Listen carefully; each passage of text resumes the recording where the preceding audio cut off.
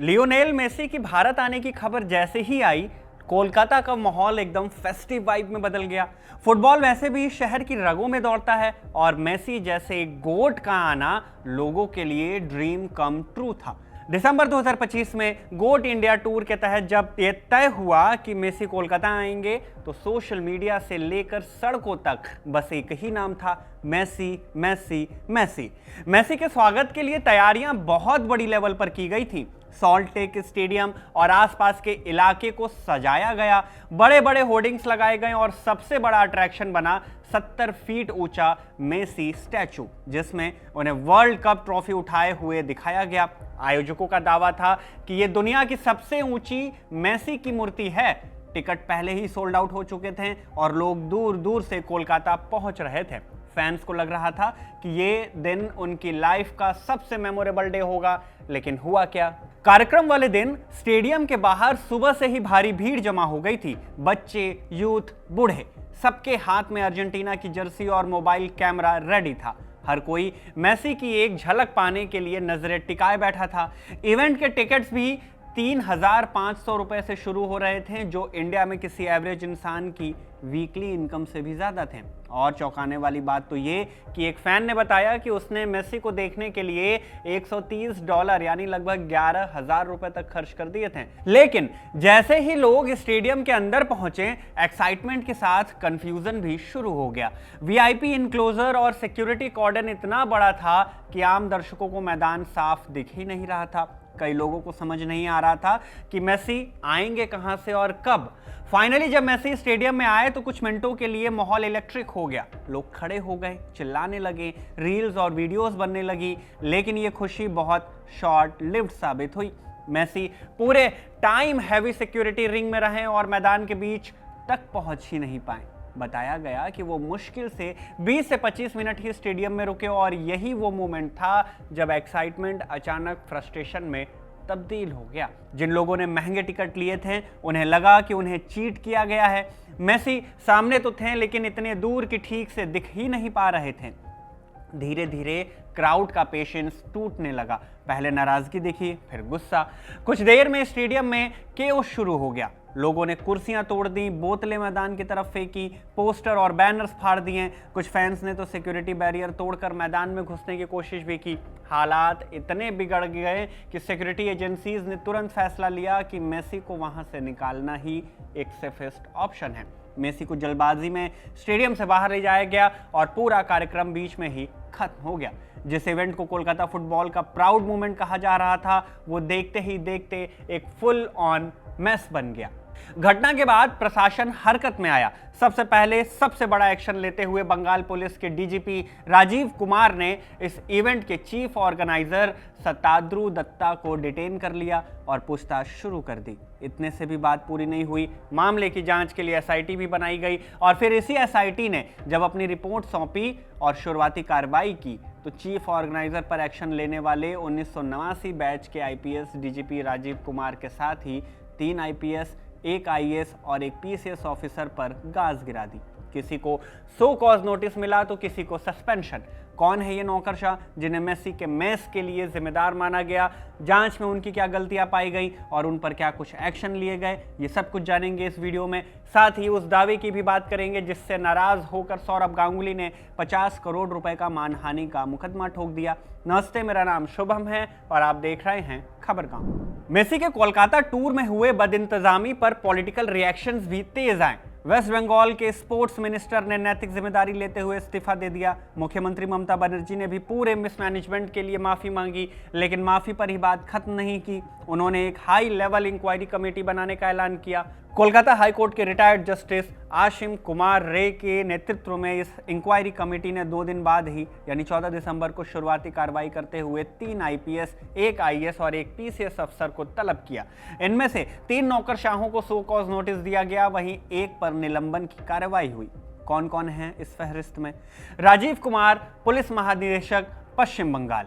राजीव कुमार पश्चिम बंगाल के सबसे वरिष्ठ आईपीएस अधिकारी हैं। 1989 बैच के बंगाल काडर के अधिकारी हैं और जनवरी में सेवानिवृत्त होने वाले हैं। उन्होंने अपने करियर में कई अहम पदों पर काम किया है, जिनमें कोलकाता और बिधान नगर पुलिस कमिश्नर का पद सबसे खास है। राजीव कुमार को उनकी जांच क्षमता के लिए जाना जाता है। ये सीआईडी ऑपरेशंस में डेप्यूटी इंस्पेक्टर जनरल, अतिरिक्त पुलिस महानिदेशक सीआईडी भी रह चुके हैं। उन्होंने दिसंबर 2023 में बंगाल के डीजीपी का पदभार संभाला और चंद दिनों में ही ये घटना हो गई। उन्होंने दिसंबर 2023 में ही बंगाल के डीजीपी का पदभार संभाला। इस कार्यक्रम में राजीव बंगाल पुलिस के दूसरे सीनियर ऑफिसर्स के साथ इस कार्यक्रम से जुड़े आयोजकों और आयोजनों की बैठकों में शामिल हुए थे। जब मेसी नाराज होकर कार्यक्रम छोड़कर चले गए, यानी मेसी को जब बाहर निकाल दिया गया और आयोजन पूरी तरह से बिगड़ गया, तब राजीव कुमार उन्हें एयरपोर्ट तक छोड़ने गए। यहीं से इस मामले के मुख्य आरोपी शताद्रु दत्ता को हिरासत में लिया गया। कमेटी ने अपनी शुरुआती कार्रवाई में राजीव कुमार को शो कॉज नोटिस जारी करते हुए जवाब मांगा।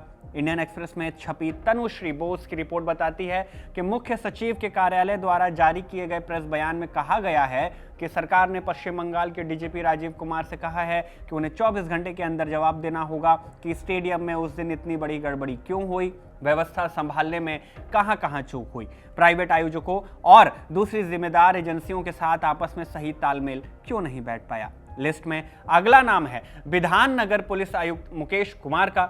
मुकेश कुमार, जो कि पुलिस आयुक्त है बिधान नगर के, 2006 बैच के बंगाल काडर के आईपीएस अधिकारी हैं। इंटेलिजेंस ब्यूरो में इंस्पेक्टर जनरल, मुर्शिदाबाद, बांकुड़ा और बीरभूम में एसपी रह चुके हैं। बारासात रेंज में डीआईजी भी रह चुके हैं। मेसी के इस पूरे कार्यक्रम की जिम्मेदारी बिधान नगर पुलिस कमिश्नरेट के पास ही थी।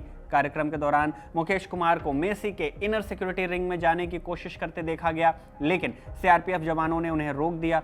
टेलीग्राफ इंडिया ने इसे रिपोर्ट किया। टेलीग्राफ इंडिया ने ही अपने सूत्रों के हवाले लिखा कि जब स्टैंड्स में बैठे दर्शकों में नाराजगी बढ़ रही थी, तब बिधान नगर सीपी आयोजकों को यह संदेश देना चाहते थे कि सिक्योरिटी रिंग को थोड़ा बड़ा कर दिया जाए ताकि दर्शक गैलरी से मेसी को देख सके, लेकिन ये वो संदेश समय पर नहीं पहुंचा सके।